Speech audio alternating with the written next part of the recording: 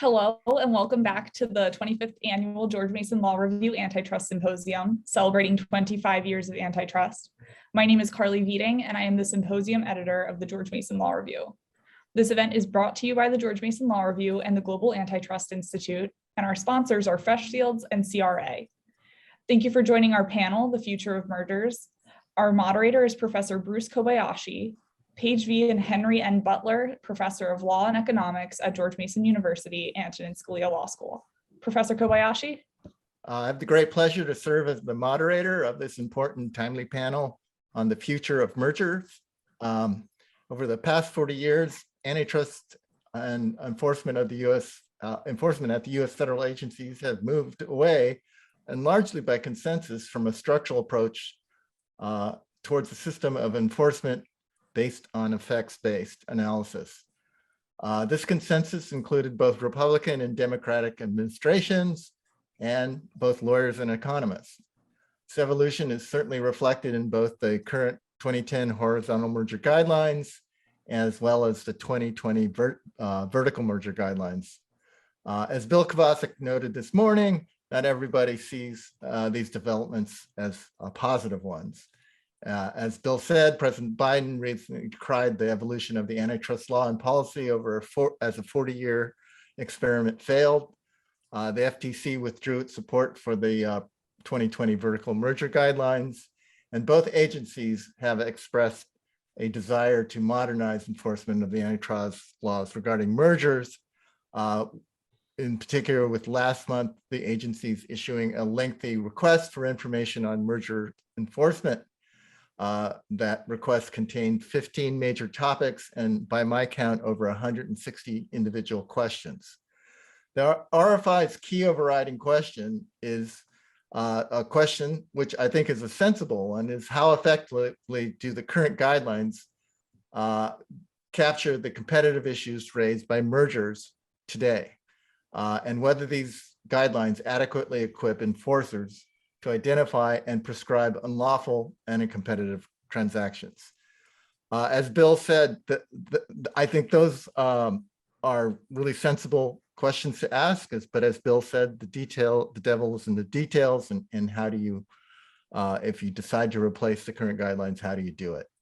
We are fortunate to have a great set of panelists that will, in the next hour and 15 minutes, address all 160 plus questions. Just kidding.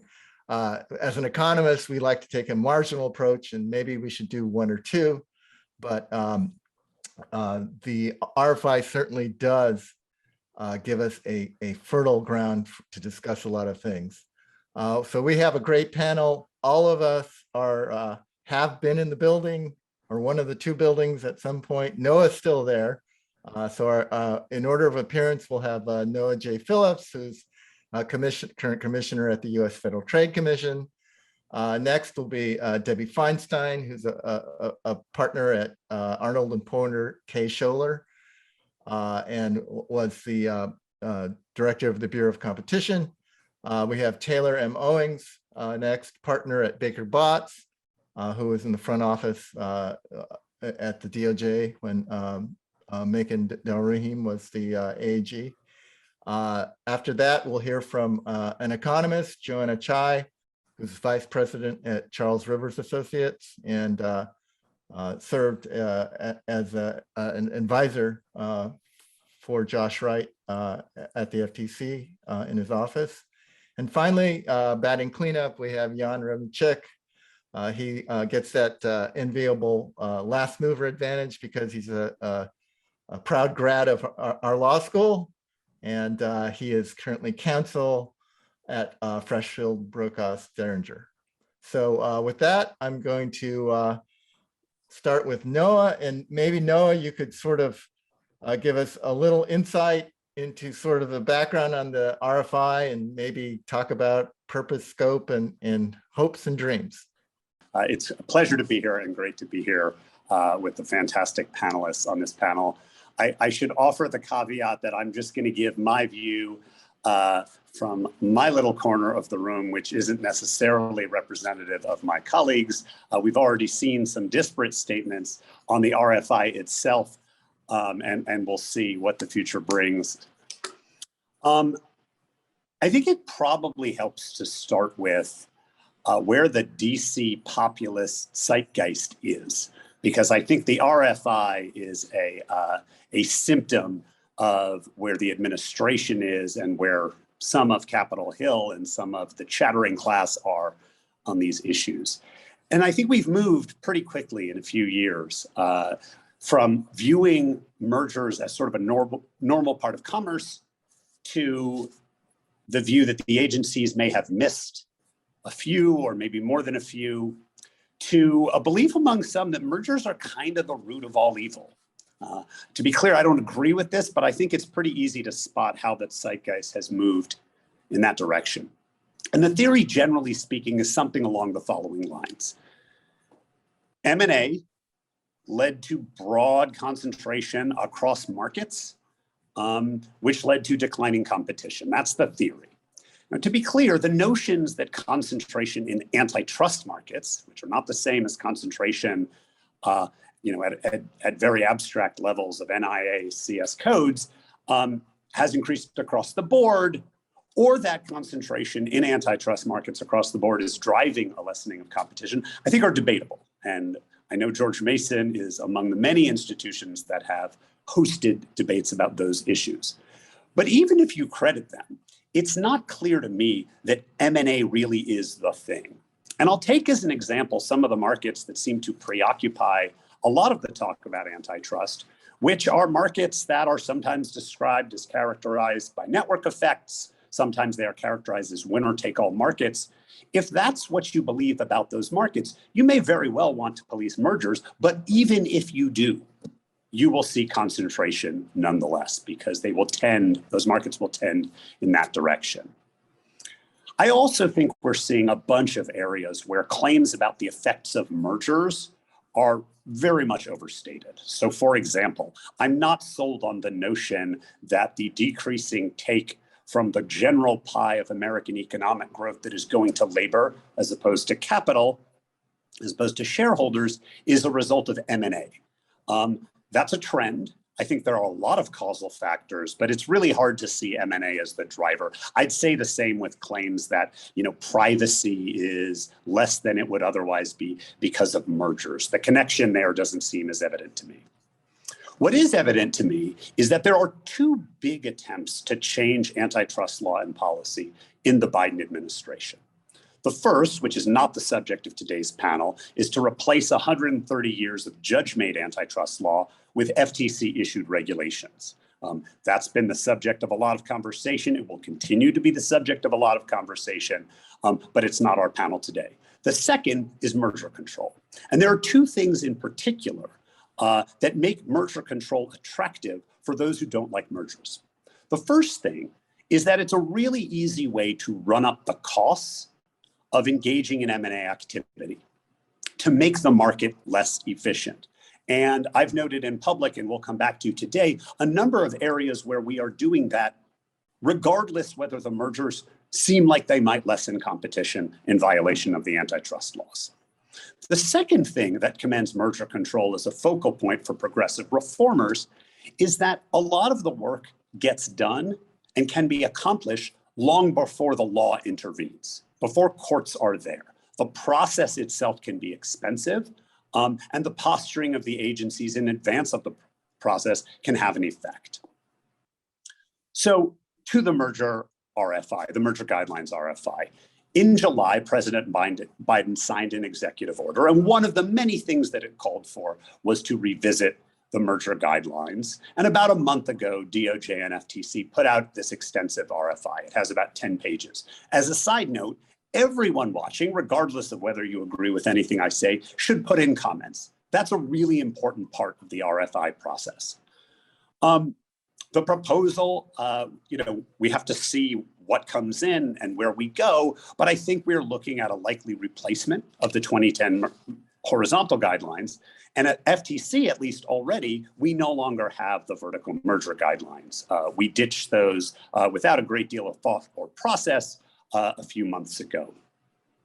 So I happen to support the RFI. I think to the extent what we're doing is keeping within our long tradition of self-examination, asking questions about how we can do things better, and being clear with the public about what we are doing, whether it's good or not, all are good things.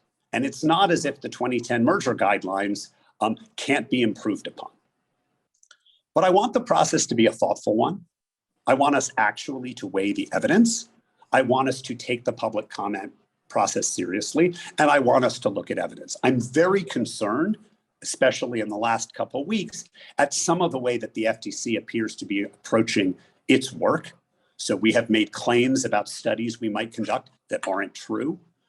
We have claimed to the public, that the study we're considering does X when it does not do X. And that's not a good lead-in to a process that's going to apply to mergers across the economy. What I am also seeing is a lot of hostility to mergers, whether they be horizontal or vertical. Not just about wanting to increase enforcement or to tweak what we're doing in particular areas where deficits have been demonstrated.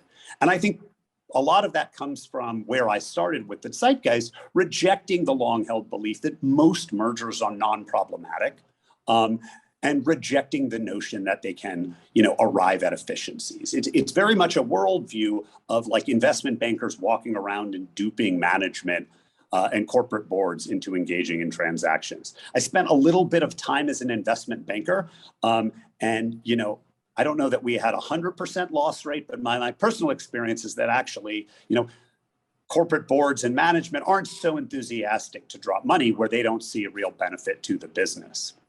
And I think that's important. What I think is also important to understand is that the markets in question, M&A markets, are not simply forces of concentration. They are forces that allow assets to move, consistent with coast to their highest valued user. And I think the market for corporate control is something that a lot of reformers need to pay more attention to. Among other things, if what you want is smaller corporations or corporations that are more accountable, in particular to their shareholders, M&A can help you, right? People were concerned about AT&T Warner Media merger. As a result of activist investors, that's being undone.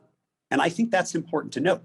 We've also seen, right, with GE and J&J, some of the biggest conglomerates under shareholder pressure being required to divest.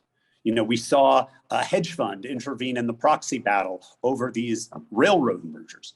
And so I think it's really important to understand that M&A markets aren't just consolidative. They have multiple effects, and it depends on what's best for shareholders. Now, what's best for shareholders isn't necessarily what's best for consumers, which is the concern of the antitrust laws. And that's why we're here. But it's important to understand the role that these markets play. In terms of what we've seen on the RFI, there's a few things that caught my eye that I want to mention today. And the first is the take on efficiencies. There seems to be this notion out there that the agencies just nod their heads when presented with efficiencies. And I just don't think that's true at all. I think the 2010 horizontal merger guidelines counsel skepticism. I think skepticism is what's applied. And the number of times that a merger is saved by efficiencies where there was an adequate demonstration of harm, I don't think is accurate. Another thing I'll add is that the vertical merger guidelines, blessed be their memory, do have teeth. My view is that the two recent vertical cases, which got 4-0 votes at the FTC, these are the NVIDIA ARM and Lockheed Martin Aerojet cases, were very much consistent with the vertical merger guidelines, and I'm glad we brought those cases.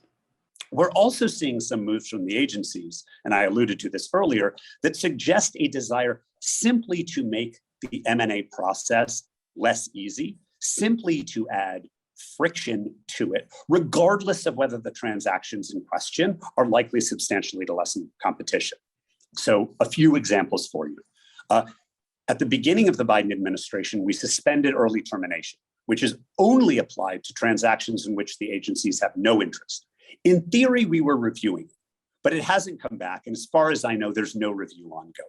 So for a set of transactions that present no issues, we're just slowing them down for no reason.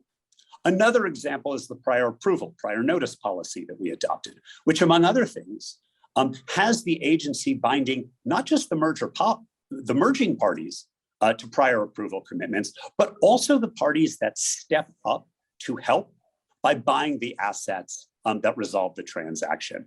Commissioner Wilson and I used a phrase in our dissent. We called this bonkers crazy.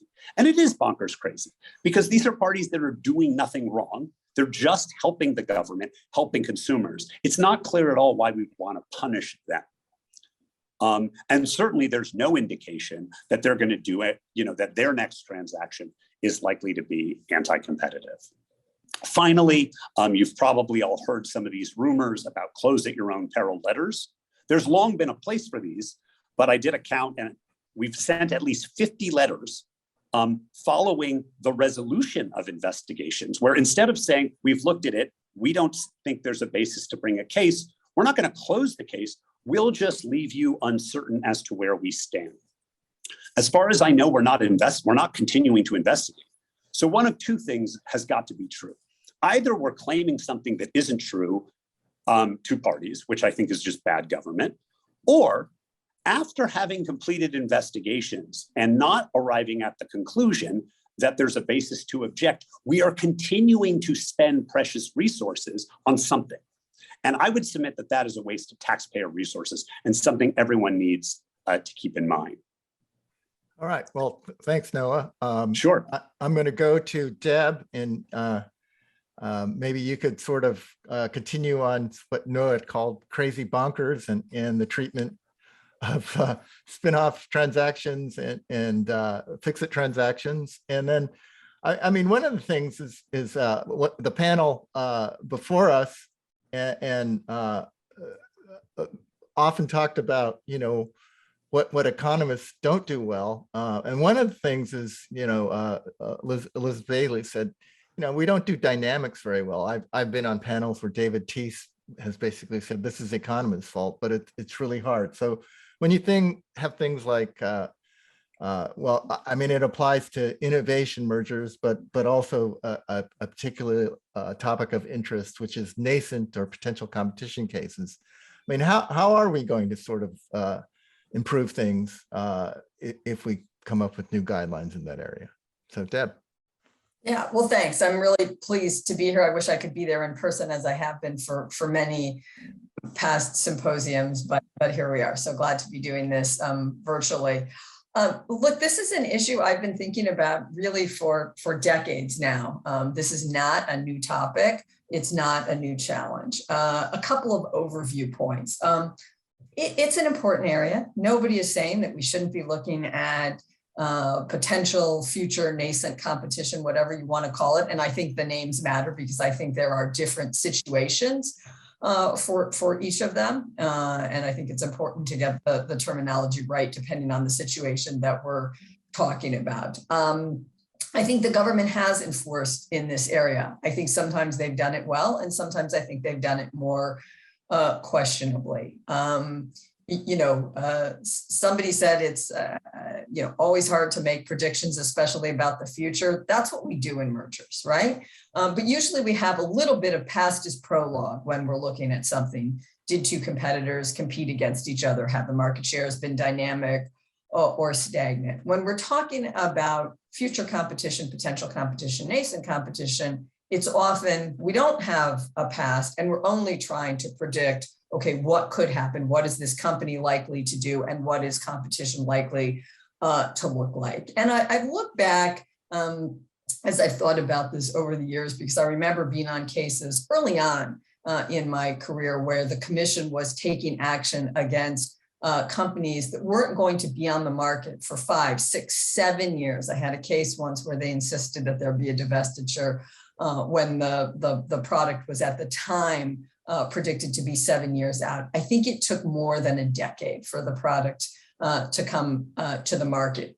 Would the parties have been better off if they collaborated? It's an interesting question. And a couple of examples to mention. So going back to the mid-90s, Ciba, Geigy, and Sandoz merged. And the complaint there was that there was a race that they were going to develop gene therapy, and they were competing to do so, and it would be bad if they combined. Does anybody remember when gene therapy first successfully was used in humans? I will tell you that it wasn't any time close to 1996 when the challenge was brought. And I've always wondered what would happen. We'll never know whether they could have done it more quickly had they collaborated. And was it clear that basically it was only competition that spurred them on, as opposed to the fact that either one of them or both of them would make a lot of profits if they got on the market? The notion that it inherently reduced competition, to me, always seemed like a question mark. Another example, and I confess I worked on this one, so I have a particular viewpoint on this, is Genzyme's acquisition of Novazyme. Worth anybody who's thinking about innovation going back and relooking at the commission statements and the facts there. So that involved a situation where two companies were developing drugs for Pompe disease. Pompe disease had been around for 50 years. The doctors knew what it was, but they were having a really hard time coming up with something to develop it. Genzyme had been working on it. Novazyme was developed by the father of two children with Pompe disease. He hired the best scientists he could find. He put money into it. He raised money. And he realized he was really struggling to do it on his own. So they combined with Genzyme. It was a non-reportable transaction. And so the government looked at it after it closed. And on top of it, it was a rare disease. It's an orphan disease. So there was likely only going to be one company on the market. So the theory was about whether or not they were going to slow things down because they were no longer spurred by competition from each other. Putting aside that it makes no sense to slow down a product because you don't make any money until you get the product on the market anyway. Not to mention that the notion that a father would sell to a company he thought was going to slow down the progress of a life-saving drug for his children, putting all that aside, we had a little bit of a real-world experiment, which is the parties had some period of time during the investigation after they closed, and they were making strides by working together, by coming up with ideas that each of them brought to the table, work they had done for many years, and combined. I find that an interesting case. It was a 2-2 decision in another commission. It might have gotten challenged and unwound. If it had been reportable, it might never have happened and we would never have seen these efficiencies. It's just a cautionary tale because in fact, after decades of no success, when these companies combined several years after that, they were able to develop a drug. And in fact, the daughter of the founder of Novazyme was used as an example at a State of the Union address about how innovation pharmaceuticals can save lives. So worth thinking carefully about how good we are at predicting in those situations. Now, that's not to say that there isn't plenty of room for enforcement, even in situations where people can differ. I think Jan and Joanna will remember Nielsen Arbitron. That was a situation where the commission did take a consent decree. I think there was some view that maybe there was skepticism about whether or not that was an appropriate one, but I always felt like that was done in a way that allowed the companies to merge. It was medium stage development of a cross-platform measurement system, but there was a decree that required them to do some licensing to a third party. So it allowed the innovation to continue, but at the same time meant that there would be another possibility of another player in the market. And you also have another case that we brought when I was there under Section 2 case, which was the Questcor situation where a company bought another company that was really the only bought an asset that if they hadn't bought the asset would have gone to a company that was committed to developing it. Now, what was interesting about that is, as staff said in a blog post, they weren't sure they could show that it was likely that it would meet all of the regulatory hurdles, but it was a clear monopoly case. There was a clear effort by others to take it and develop it. And therefore, the commission brought it under a Section 2 theory, and the parties agreed not only to settle, but to pay a disgorgement amount. So, there haven't been many litigated cases. And so the question you have to ask is why? Do we think it's because the government was afraid to, or because it didn't think it had the right guidelines to do so? I don't think so. I think it's because the government has always been concerned about whether the facts are there under any standard to be persuasive. Certainly in Stera Synergy, we brought a case. It was a 5-0 vote, another one that I think Joanna and Jan were there for. We had all 5 commissioners agreed. We had a federal court judge that was a former DOJ attorney, a Democrat, certainly nothing to suggest that he was immediately hostile. He looked at the evidence. He disagreed. We can come to views as to whether or not we think that's right or wrong, but here was an independent decision maker just looking at the factual question of whether or not there was likely to be entry. And he used a likelihood standard, not the BAT Commission clear proof standard. He bought into if the government says that the standard is likely, that's the standard I'm going to use, 51% or more, and came to that conclusion. So these cases are getting brought. They're certainly getting brought in the settlement context a lot.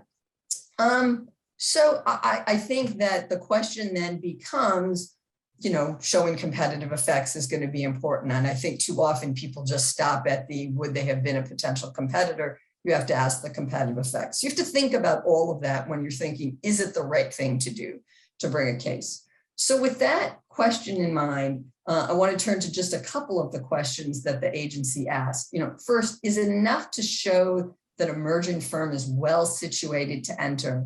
And I have to say, I'd have to understand more about what that means, because I find it hard to imagine a case where only the target is well situated to enter, even if it's not taking any steps, but there aren't other companies who are also well situated to enter. Unless there's an issue of patents or something special, the idea that there's something unique about this company, I think is going to be hard to explain to a court why this company is well situated to enter, no others are, and therefore entry by these other companies won't cure any competitive effect. I think you're going to have a hard time if the standard for challenging a merger based on the possibility of entry is so dramatically different from the standard for when entry would resolve a competitive concern. I think courts, under whatever is written down on a piece of paper, they're going to see the facts in front of them and have a hard time coming to the conclusion that that's sufficient enough, that it's not mere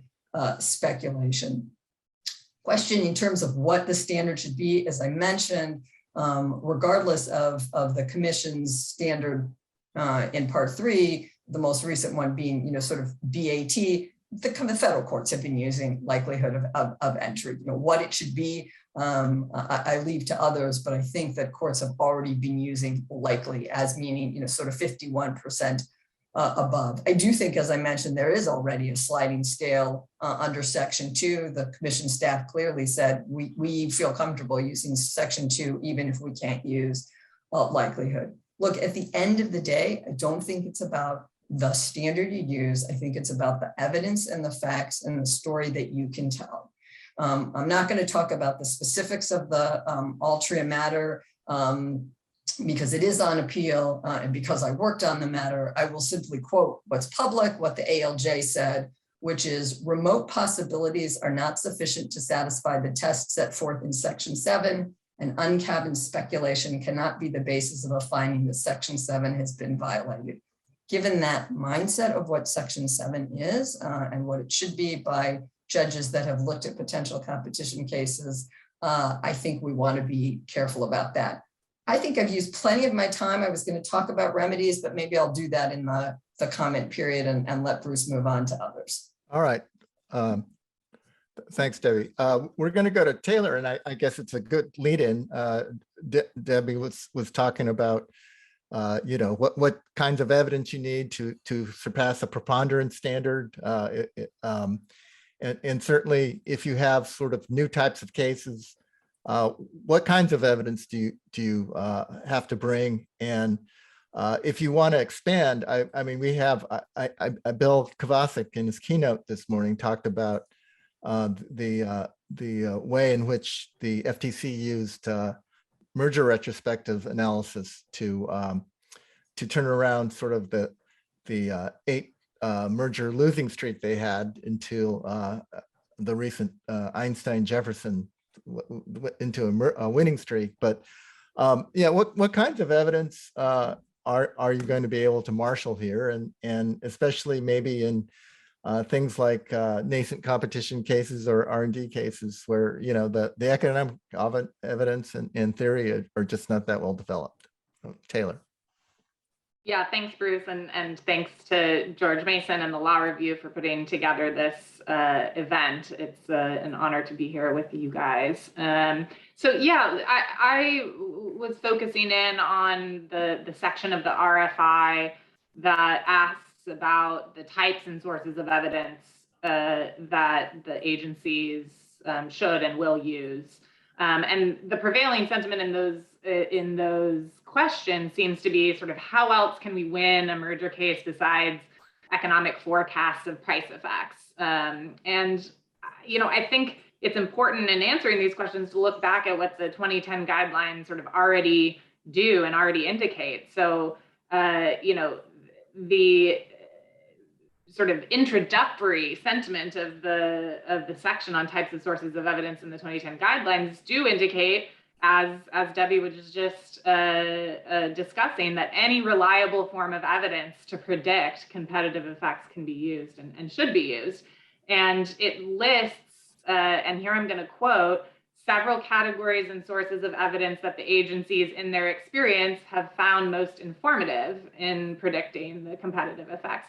So I think the real question for the guideline revision is whether any learnings since 2010 have contributed additional categories of evidence that we should know about that the agencies have found to be predictive and that they're using to dispose of merger reviews. So, you know, to highlight some of the categories that are already covered in 2010, in the 2010 guidelines, ordinary course documents indicating who competes, you know, indicating what business executives believe the intent for the merger is, what customers predict are the effects of the merger. Those are already considered important sources of evidence. You know, when you think about the theoretical questions that the 2010 guidelines are mustering evidence to prove, it focuses on head-to-head competition, which is, you know, a topic of several of the questions in the RFI. And it also, the 2010 guidelines also repeat some themes we see in the RFI about indications that customers consider a product the closest substitute of another product, and the 2010 guidelines look at that question both as it relates to market definition and as it relates to anti-competitive effects.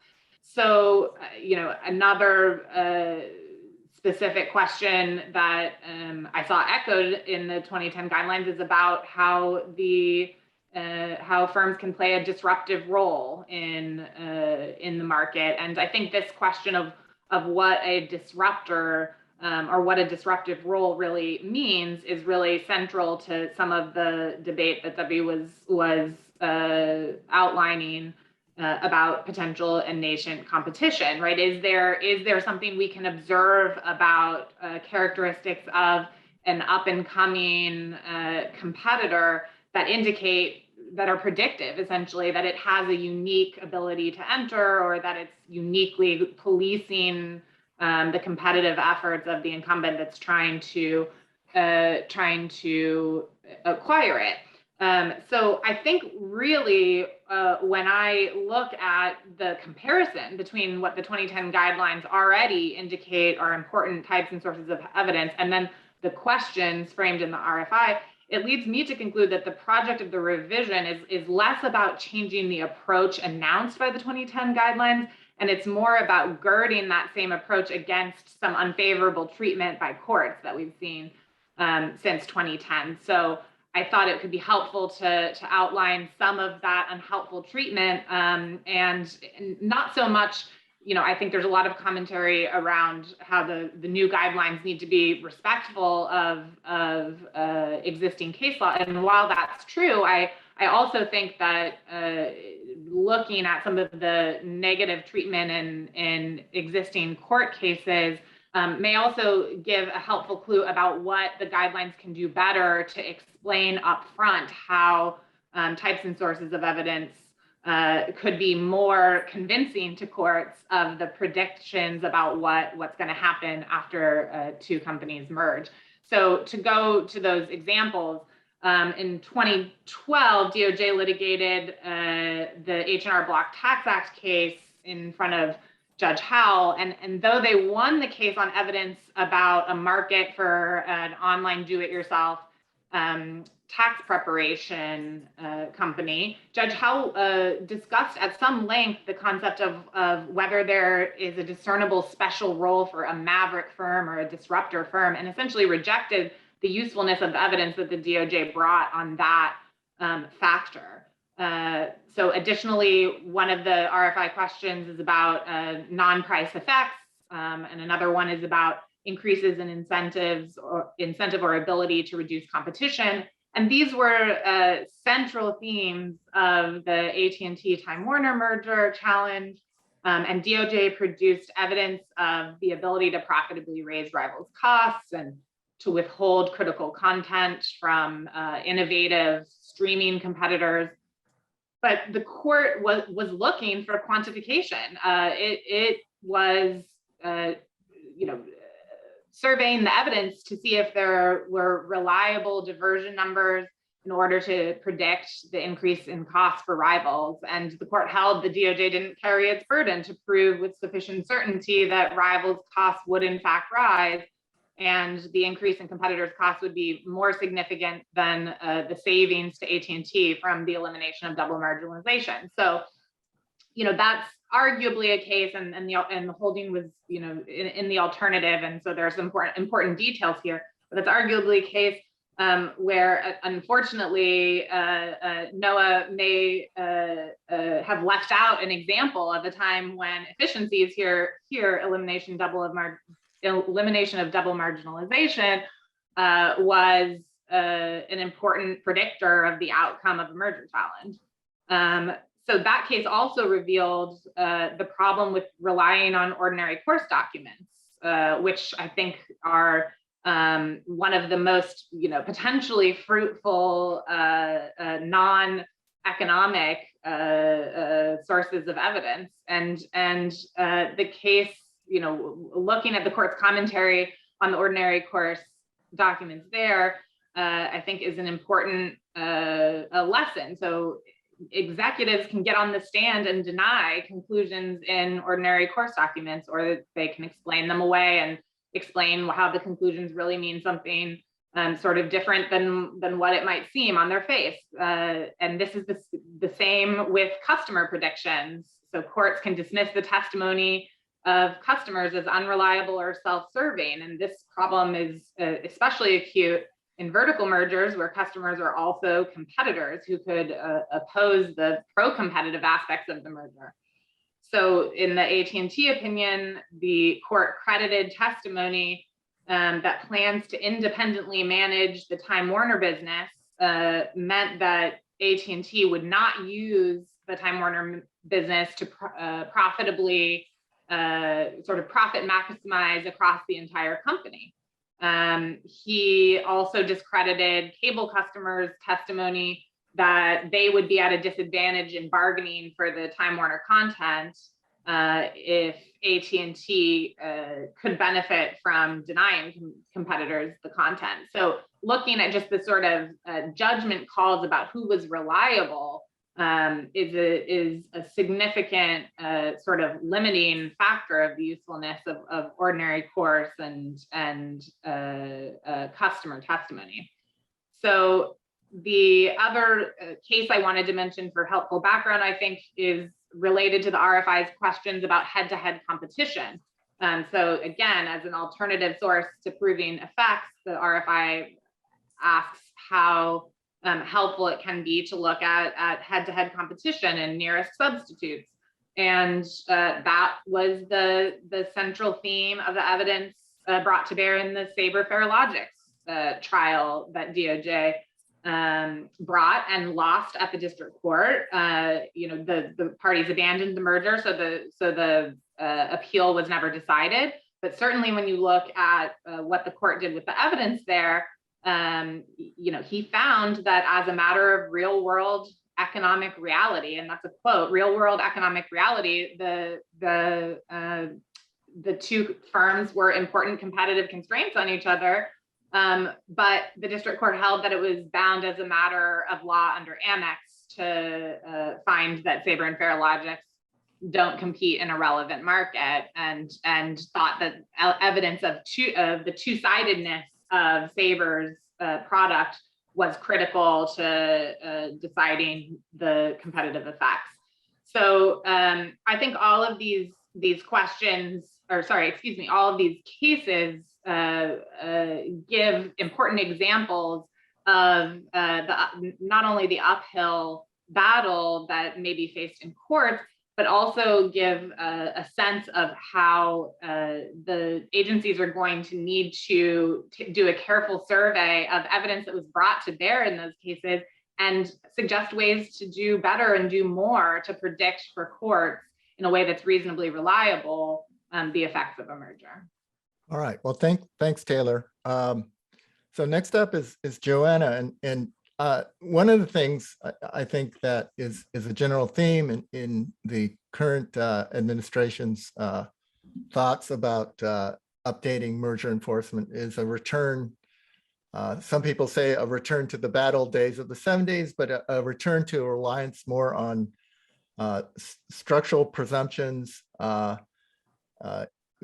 including the Philadelphia National Bank presumptions if they go to court, and also a more heavy reliance on the HHI thresholds in the merger guidelines, and then changing those. So as an economist, I mean, when I was at the commission, I don't remember a BE memo where they did HHIs. I mean, there were some, maybe I didn't read them carefully, but by and large, there were not a lot of emphasis on even the guidelines thresholds. They were doing diversions and things like that, which can be related mostly to the change in HHIs. But I mean, if you wanted to go back to structural presumptions, how would we do it? Thank you for that introduction, Bruce, and it's a pleasure to be on this panel with all the very esteemed panelists and moderator. So with respect to the question of the structural presumption, I think a lot of economists have a love-hate relationship with it, maybe some more hate than love. And I am of the view that, of course, we got to look at effects. Effects are important, but I do also recognize that there is a, let me just call it a reason why, one wants to have some sort of screen. And, whether that screen should be HHI based or Guppy based or some other metric. I think a lot of people have very strong opinions about that. But let me maybe just first talk a little bit about, given that we've had these HHI presumptions for so long, let's start from there and think about, as the RFI asked, does it accurately reflect the current understanding of mergers that prove to be anti-competitive versus pro-competitive? So I would say that to that question, I would say accurately, no. I'm sure there are exceptions in both directions. So mergers that meet the presumption but are later deemed fine, and mergers that do not meet the presumption but are deemed anti-competitive and challenged. But with every rule, there are exceptions, right? So the key question, I think, is whether we still think the HHI screen is a useful screen. Okay. How well does it match up to what economists might think of as effects? Does it do a decent job of distinguishing mergers that are pro and anti-competitive, right? Pro versus anti-competitive. So with respect to whether it does a decent job, I think it's an empirical question. I think it is knowable. I think that agencies should have the data to conduct such an analysis, right? Does the presumption get it right 80% of the time? Does it get it right 50% of the time? When you look at, what were the predictions based on those HHI presumptions versus, how the agencies decided, and to, one step further, whether we have seen, consequences after the fact that we didn't anticipate. I think that there's a lot we can learn from this exercise. And, we could also learn things like, are there exceptions, in one direction versus another, or more exceptions in one direction versus the other, and whether the presumption might be more accurate for mergers in certain industries or characteristics, right? I think having that understanding is important. So in addition to looking at the data, theoretically, the presumption has its limitations. And I know this is not new. I think we are all aware of it. The presumption is based on HHIs, which means shares, which means, shares are dependent on the market one presumes. So shares cannot capture things like closeness of competition, which we know are important, whether it's closeness of competition between the merging parties or between each of the parties and other competitors that would be remaining, right? I do think that the presumption may be particularly inaccurate for mergers in industries where current shares are not indicative of competitive significance. So examples of that would include contestable markets, shares that can shift quickly, nascent competitors, cases where entry is relatively easy. Other examples of when shares are not indicative of competitive significance or direct head-to-head competition, such as cases with differentiated products. So again, I think with every rule, there are going to be exceptions. Ultimately, whether we think the HHI presumption is a good one or should continue to be an appropriate one depends on how one intends to use it too. So the current guidelines is clear that the thresholds are not meant to be a rigid screen, and other factors described in the guidelines are relevant. I will say though, however, that the presumption does provide the threshold for when the burden shifts. We know that burden shifting has effects on outcomes. And so if we were to adjust the presumption in such a way that we are deeming more mergers to be anti-competitive per the presumption, we need to ask ourselves, are we comfortable with burden shifting for more cases? As Commissioner Phillips mentioned at the beginning, there are costs, and some of these actions would make the cost of mergers more expensive for companies. One of the RFI questions on presumptions that the RFI asks is that whether the guidelines should be revised to adjust the stated thresholds, emphasize certain criteria, or include other metrics such as significant number of competitors as a supplement or in replacement of the HHI-based metrics. In practice, we already do, I think, in to a large extent. In terms of number of significant competitors, we typically look at combined shares, we look at guppies, right, amongst the other criteria. I want to note there, though, that even though looking at number of significant competitors is fairly common, one of the things that I don't think it necessarily has a lot of clarity is what's considered as a significant competitor when we count the number of competitors, right? Is that a greater than 5% share, or is it greater than 10% share?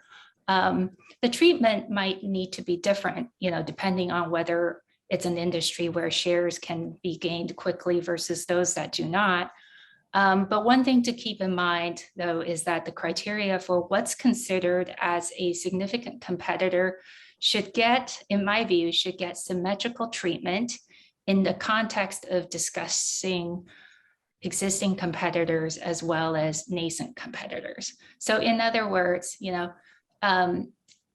is a competitor with less than 5% share not considered as significant enough to be counted when we look at the number of significant competitors?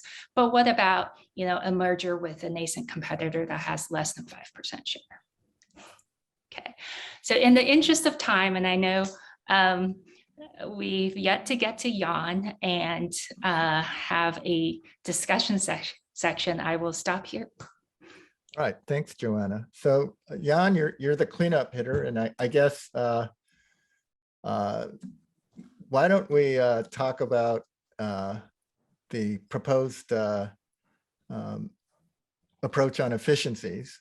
One of my favorites. I think the first time I ever spoke as the bureau director in a party meeting, I started out with mentioning efficiencies, and people dropped stuff in horror. But maybe just talk about standard practice, which people avoid them, and if you don't avoid them, it means you're in trouble. And then sort of the view of the current, at least FTC administration, that maybe we ought to just get rid of them. Not Noah, but the majority. All right. Yeah, and I will get to efficiencies, but like any good lawyer, I'll talk about what I want to talk about, which is first to say, obviously it's great to be here, and it's always good to be back at Scalia, even virtually. But I'm going to start off, try to be maybe a little provocative, and at least inject some disagreement with the general tenor that it's good to take stock and reevaluate the tools that you're using. I certainly believe in that as having helped draft the Section 5 guidelines. Blessed be their memory as well. But I don't know that it's true in this case. I find it to be an odd time to be revising the guidelines, and maybe most importantly, a waste of resources. So if you think about what the guidelines are for, they're for educating the courts, in my view, maybe the most important thing, and trying to help advance the law, providing businesses with transparency, and then also telling staff what's important to the commission. And if you think about the 2010 guidelines, they were incredibly important. They in fact, they kind of came at a time after which the agencies had lost some cases, and there was some, they were maybe a little gun shy, and the new guidelines incorporated lots of things that the agencies were already doing and had been doing for a while, and told the courts, hey, this is how we do merger analysis today, and this is the consensus approach, and you guys should pay attention and change your decisions. And so that was 10 years ago. That context doesn't exist today. If you look at the cases that the agencies are bringing, they are winning 80% of the cases. That's before you think about the cases that are abandoned and that aren't litigated. Now, there are a few, and we've mentioned them here, whether it's Steris or something else, or AT&T Time Warner. There are a few in which the agencies lose, but generally the courts have accepted the way the agencies have evaluated mergers. So it's not that the courts are getting it wrong. It's not that the law is wrong or that the guidelines are wrong. That's not, those can't be the solutions to a perceived under enforcement. I think what may be going on is that the agencies need to decide how much, to take Debbie's example, how much crystal ball gazing are we willing to do? How much risk are the agencies willing to take, and how much speculation are they willing to do? And I think the idea of using resources on new guidelines, I think it is particularly important. I mean, we've heard recently that the age of greenlit mergers is over, apparently.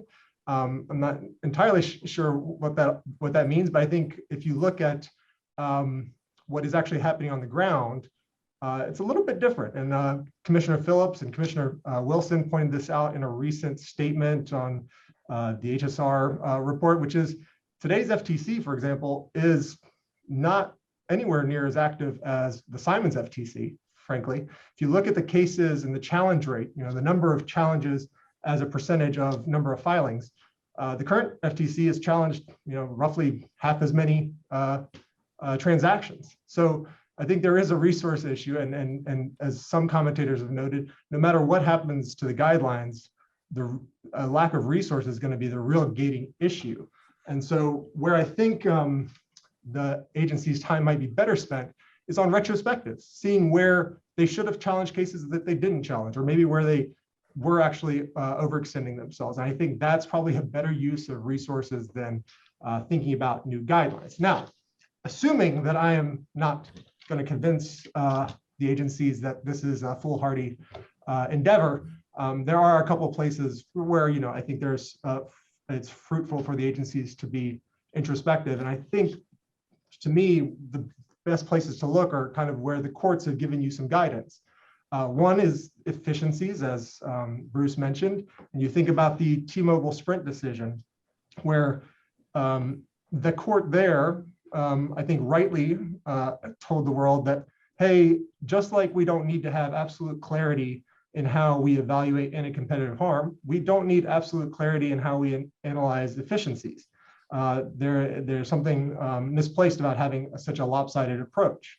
It's also was also instructive in thinking about, efficiencies analysis is not, okay, we're going to think about the harm and calculate it on one side, and then we're going to calculate the efficiencies on the other side, and we're going to do some math and figure out which one outweighs the other. It's a holistic approach, and frankly, I've seen when at the FTC, economists do kind of a more unified competitive effects analysis, and that is far more persuasive and telling, I think, than kind of this two-side separate ledgers approach, and really thinking about, well, are these efficiencies that are claimed, are they true? And if they are true, are they going to make the merged company more competitive and thereby create benefit competition? It is not using efficiencies as a defense, but it is using the efficiencies to understand the actual competitive effects.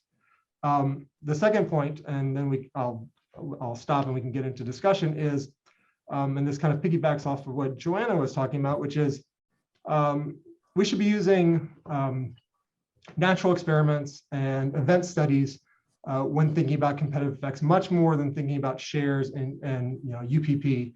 And I think this is something that we saw in the Evonik case, which is a case that we litigated here at Freshfields and defended Evonik against the FTC's challenge there. And what the judge was really persuaded by was the fact that it's not about market shares. We showed there are, one of the theories was coordinated effects theory, and we showed the judge, hey, there's a market here with 3 players, and then there's a market here with 5 players. You don't see a big difference in the prices. You don't see the market with fewer players having higher prices, and that's really persuasive to judges to understand kind of how real world things happen. And secondly, we showed lots of output expansion, which is not something you expect in kind of a coordinated industry or an industry vulnerable to coordination. So I think using kind of real world examples more so, and the agencies using real world examples and event studies to test these propositions is maybe something the guidelines should put more focus on and elevate. And then finally, I will just say, one thing I think that has been rightly done is that the vertical merger guidelines have been banished, at least temporarily, and to the extent they find themselves back in, maybe they should be a footnote, because I think that's when we're signaling priorities to staff, I think that should be a much lower priority compared to all the horizontal mergers that they need to review. So I'll stop there. Okay, well, thanks, Jan. So everybody went way over, and that's fine. But let me so let me just throw out a couple of reaction questions to the panel, and Jan and Joanna both mentioned retrospectives, and actually when Joe Simons came over and tried to offer me the job as bureau director, I said no. But and then I called a bunch of people and they said what a great job it was, and former bureau directors, and I'm very happy that I took the job. It was a great experience. But one of the things that we talked about the whole time I was there were retrospectives, and the one thing that I talked to him about the first day in my office upstairs at George Mason was that you have this particular problem where we only do retrospectives on mergers that get let through.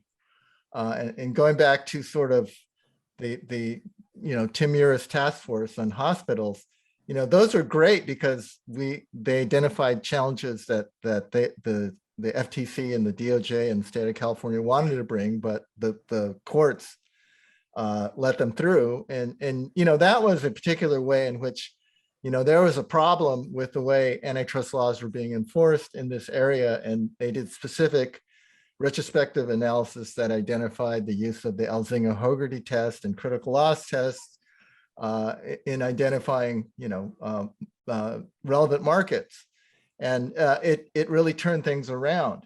The problem is that if you want to use it for something like thresholds, I said, you're going to have to do.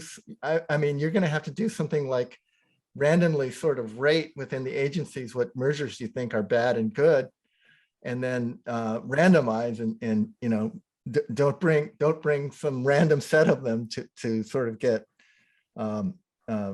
data on sort of the possibility for type 1 and type 2 errors. So and the other story that really struck me is Orly Ashenfelter came in, and Orly was the FTC's expert, one of the FTC's expert on Staples Office Depot 92.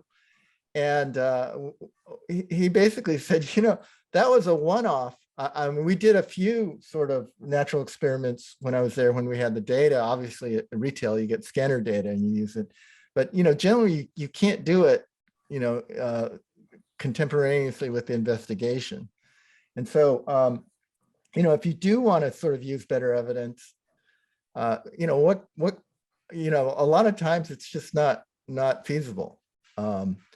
To answer a lot of the questions that you want answered. So how are we going to, if we are going to move forward, and maybe I agree with Jan that maybe it's not the right time, but what processes are we going to have to make sure this is some kind of rational process to actually improve the antitrust laws?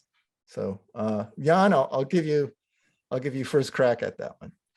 Yeah, I just finished talking, so I will turn the floor over quickly. But I think it is to look at, listen, I think the key question in updating the guidelines is trying to figure out where you're missing things or where you're not able to convince the courts of harm that when you think it exists. And one way to do that is to look at those court decisions where you fail to persuade.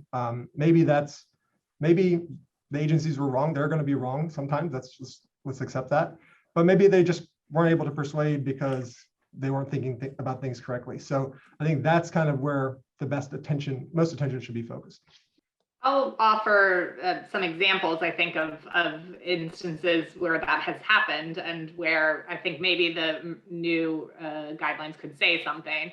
And that's on consummated mergers where you have some indication after the fact that either the consent decree or the sort of lack of ability to block was harmful. So two recent cases are Live Nation Ticketmaster and then also Steves and Sons versus Geldwen. So both of those cases showed the issue was a commitment to continue to supply rivals after a vertical merger. And I think both cases, the kind of retrospective or the anecdotal retrospective anyway, shows that those commitments are subject to abuse. So Live Nation Ticketmaster was the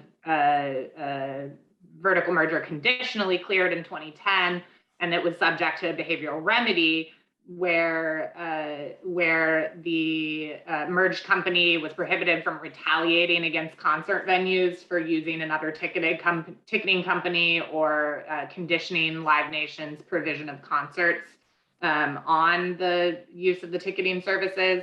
And the DOJ in 2020 modified the judgment there And in the memorandum supporting that, demonstrated the various ways in which the defendants were violating those promises and finding ways around the specifics that had been outlined in the consent decree. Similarly, Steves and Sons versus Geldwin was the private merger challenge decided in the Fourth Circuit last year. And this was one where DOJ did not challenge. And then, 6 years later, Steves and Sons, the competitor who needed to be supplied by the merged entity, lodged a challenge. And the situation there was that at the time of the merger, there were long-term supply contracts in place, and Steves and Sons even initially didn't complain about the vertical merger. I think the evidence of trial was essentially because they believed the long-term contracts would suffice. And then after the fact, the incentive and ability of Geldwin to find ways around or to subvert kind of the intent of those long-term contracts was proven. So I think there's something more that the guidelines can say about these one-time commitments to supply rivals that could be useful. I just wanted to add one thing. So I think Jan and I think Taylor are right. Looking at cases where the agencies lost provide an obvious place to understand, how can we do things better? I think doing retrospectives, looking at cases involving consummated mergers and the effect of mergers that have consummated that don't have follow-on litigation are all sensible places to look. But I think part of the project here, before we get to how do we get it right, which obviously is a really important focus, is what is it that we want to accomplish? So to some extent, the goal of the RFI, the goal of the administration has already been accomplished. And that is to signal we're doing something different, right? And in theory, notwithstanding the statistics that Jan showed, we're being tougher on some level.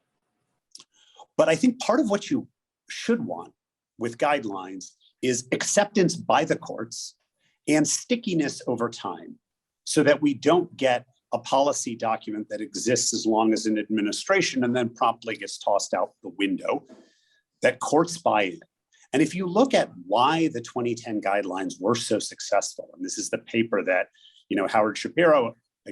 Carl Shapiro and Howard Shalansky have done, one of the things they noticed is that people weren't disagreeing on the guidelines. They were going into court citing the guidelines, each side for itself, and then courts were adopting the guidelines into their analysis of the cases.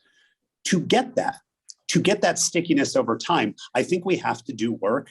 I think we have to show our work and do it in a rigorous way, target areas where there really is a view, there is new learning on something that maybe the earlier guidelines don't focus on or don't focus on enough. I think in the absence of that, if it's just how far can we take these, I think we run the risk of not persuading the courts and the guidelines just being like the vertical merger guidelines became something that only exists for a brief time and not really giving that guidance to the courts, to merging parties, to the agency staff over time. Right, and if I could add, I mean, if you remember, the 2010 guidelines, which were started, a year or two earlier, were preceded by the 2006, I believe it was, commentary on the merger guidelines, which basically talked about all the ways that they were actually bringing cases, consents they had actually done, litigations they had actually won. And so the 2006 was kind of, here's what we're actually doing and here's how we think about it.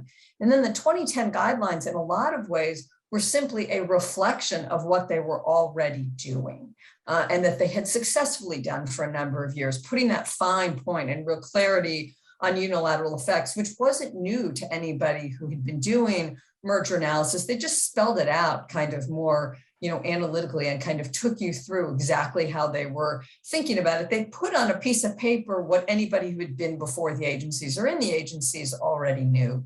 But I worry about this guideline, and what I hear from staff, which is most troubling, is I'll get questions or I'll get told that, we need to look at this merger more. And I say, okay, great. What is it you need me to provide? What questions are you asking? And I'll get staff saying, I don't know, let me get back to you.